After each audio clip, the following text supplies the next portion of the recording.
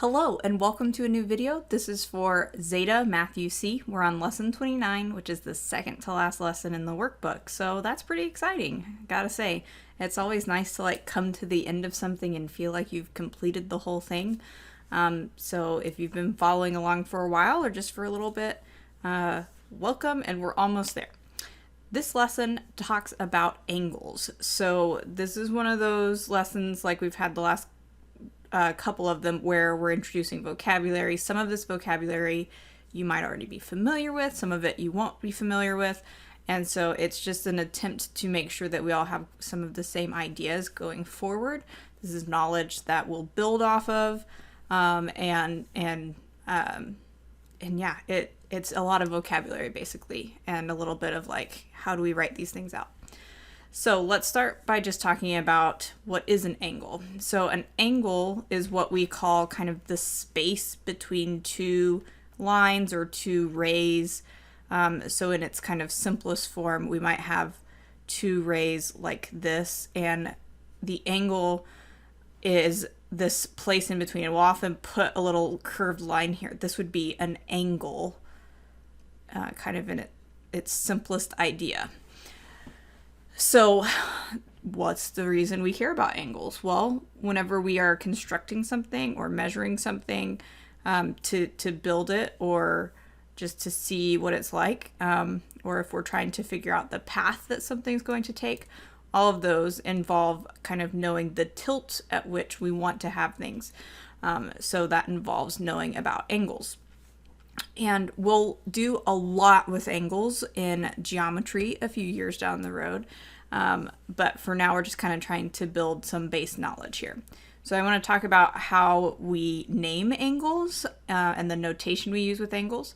So the simplest way for us to name an angle like this is to have just any old letter right here.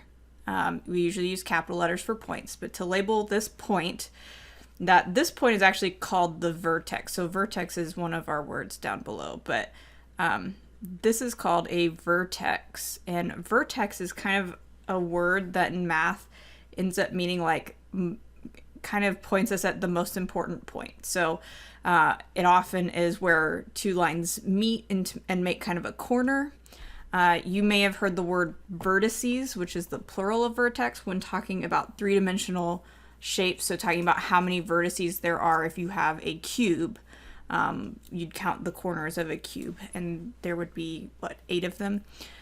So that's the idea here, is this corner of our angle is called the vertex. And so if we know what that point is, if we have a label for it, we could call this angle A. Instead of writing out the word angle, though, just like we've been doing, we have a notation that we use. But instead of it being above A, like our lines have been, we put it in front of A. And it looks kind of like a less than symbol, although it's supposed to kind of be flatter down at the bottom.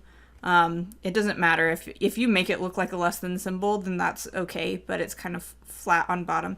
And then we write the letter next to it. So we could say that this is angle A. It's a weird looking A, but I'm going to go with it. But there are times where that might not actually be helpful enough information, because we actually could have two lines that cross. And if we take a look at this, there's actually 4 different angles that we've just created by crossing two lines. So if I label this middle point A, and I start talking about angle A, how do you know which angle I'm talking about? So what we do to fix this is there's a way to label angles where you use 3 points instead of 2. And that way, if you're using the 3 points to label it, you'll know that you're talking about the same angle as somebody else. So I'm going to label a couple more points over here on this figure. If I wanted to label this angle that's on the right side, I would use these 3 points, and all that matters is that the A is in the middle. The vertex is always in the middle. So we could name this angle BAT. So we'd start over here, go around to T. That's one way to name it. Or we actually can name it the other way around. We can start with T, go to A, and then do B. So TAB. And sometimes it's fun because it makes words like bat and tab, but a lot of times it doesn't, because, we're just using random letters and putting them in some order. So I guess our actual, if we wanted to write a definition of what an angle is, it's formed by two rays. It's talking about the space that's between two lines or two rays or two line segments or whatever we have. We measure angles by thinking about basically how much of a circle we have. So a circle, if you've ever been interested in things like snowboarding, skateboarding, figure skating, dancing, things where it's really cool when you can turn around in a circle, or even better if you can do it multiple times, then you'll have heard of a 360 spin or something similar to that, which is referring to the idea that if you go all the way around in a circle, you've gone 360 degrees. So a circle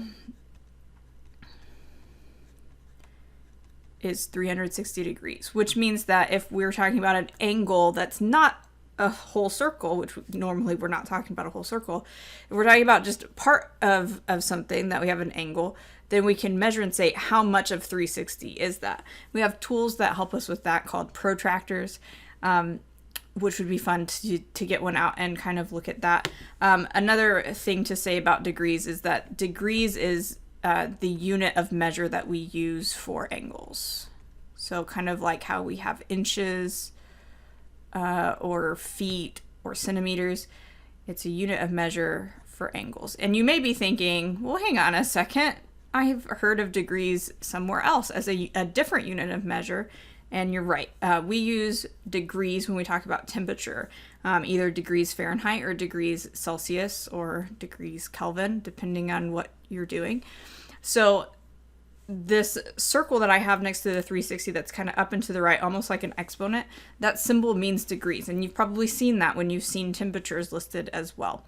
So that's what that symbol means. That's how we label this instead of writing out degrees, like how we would write out inches. We just put this little symbol to show that that's what we're talking about.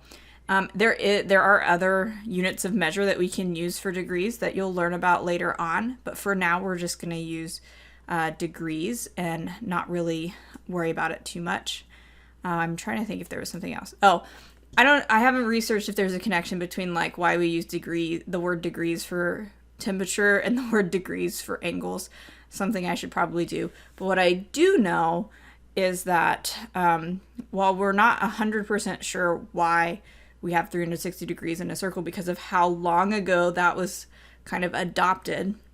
And so we're talking about so long ago that, history's kind of sketchy and like things that were written down on stone tablets and, it was hard to like keep them along the way. And so even the things we have about that time period are things that, other people may have copied down and written down and, may have gotten wrong. Anyway, you may be thinking, why 360? And it has to do with the people that we got it from, that historians think we got it from, which is the Babylonians.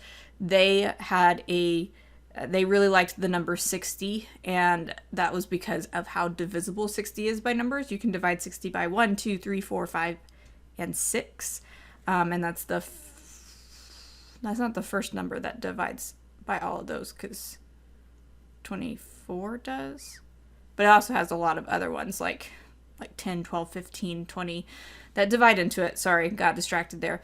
But they really like the number 60. They are also the people that we say that we get 60 minutes and 60 seconds from. So they really, really liked the number 60, and that has stuck with kind of the way we do math. And so you may be thinking, well, that's just weird. Why didn't we change it and make it be like 100 or something, or have like some sort of a metric system kind of thing going on?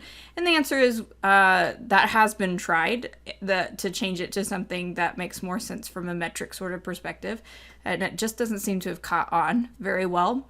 And then also, like I said, there are other ways of measuring degrees or measuring angles that you'll learn about later. They're just a little bit more complicated to think about. They make higher math easier, but they're more complicated to think about when you're starting out. So that was a lot of information about this. But the little symbol for degrees is just an open circle that you put up into the right, and it's how we measure angles. A right angle, there's actually specific kind of angles, and we're going to talk more about different types of angles next week, but a right angle is not a wrong angle. This is actually not as good of a right angle as I would like, because I have this weird curve thing happening here. So I'll try something else. A right angle is 90 degrees. And basically when two lines meet, I don't even know exactly how to explain what a 90-degree angle is or what a right angle is in a different way, because it's an angle that we really like using. If you look at your house or the room that you're in, you're going to see a ton of right angles. Our windows all meet at right angles. Rectangles meet at right angles. So that's probably where you've heard about right angles before, is actually squares and rectangles have 4 right angles. The ceiling and floor meet at a right angle, or at least they're supposed to. Not the ceiling and floor. The ceiling and the wall, and then the wall and the floor all meet at right angles. So we really like right angles. They're good angles to use. And so you can draw a right angle if you use like another sheet of paper. So you would take a different sheet of paper and like trace the corner of one of your pieces of paper. It's also how you could tell if something was a right angle.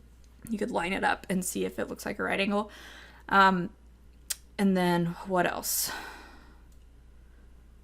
Yeah, I think we just really like right angles. Oh, no. So I've got this marked with a little box looking thing. So on my earlier angle, I've got a curve that will do that to say this is the angle I'm talking about. But if it's a right angle, we actually make it look like a square so that we can say, hey, this is a right angle.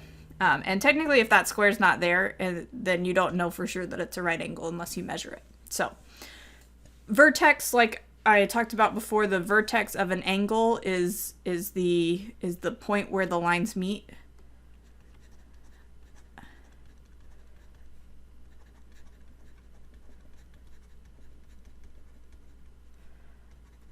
Or we could say it's the origin of the angle is kind of a cool way to say it. It's kind of where it starts from, and the lines go out from there. But that's the idea of what the vertex is. So the actual like problems that we're going to do in this section have to do with basically just like we've got vocabulary that we like what we've been doing, and then we've got a section where we're naming angles. So I've got a couple of examples here that we can look at. We're going to name the angles. Any angle we have where we have 3 points that we can use to label it has 2 different versions we can use. So this first one, which by the way I labeled 49 degrees just for fun, that's a 49-degree angle. We could actually name this angle in, and people would assume that's what we're talking about, because there's actually 2 angles that could be in. There's also this bigger angle, so we tend to assume that it's the smaller angle that we're talking about, just because big angles like that don't end up being as necessary, I guess. I don't know. The same thing is actually true with these other ways of naming it, that it could be talking about the bigger angle. So we just kind of assume that we're talking about the smaller angle. I don't know why, we just do. If I want to label this with 3 letters, then that's going to be us starting on one side, going to the middle, and then going to the other side. So A-N-T would be 1. Or we could do T-N-A and go the other way around. What you can't do is name it tan. Like, just because that's a word and you wanted to name it. If I was talking about the angle tan, I would have to be talking about going from T to A to N. That would be this angle right here, which is fine. It's just that's not the angle that we had, that we were supposed to be identifying there. So there's a particular way we do this so that when we're talking to other people about angles, they'll know exactly what angle we're talking about without us having to like get really crazy with our description. On the second one here, I have 2 lines crossing, and so that actually makes up 4 angles. So we don't need to necessarily label all of the angles, but we can pick out one and say, okay, if I wanted to know what the name of this angle is, this is where I can't just say it's angle A, because there's actually 4 angles that I could be talking about. So if I want this angle on the right side, I need to do either EAX. So I'm kind of tracing that so you can see why I'm putting the letters in the order that I am, because the order does matter here. So that was if I went this way. Now if I go the other way, X, A, E, sorry, I covered up the A, X, A, E. What really ends up mattering is that the vertex is in the middle. The place that's like actually next to the angle itself, that's what's in the middle. And so that would be just one of these 4 angles that we could name. So this has been lesson 29 for Zeta Math UC. Hope you liked the video. If you did, you should totally give me an actual like, either if you liked the video or if you like me, or if you like pizza or ice cream. All of those are great reasons to like this video. If you're not already subscribed, you can do that as well. And I'll see you in the next video, which is the last video. So, yeah. Bye.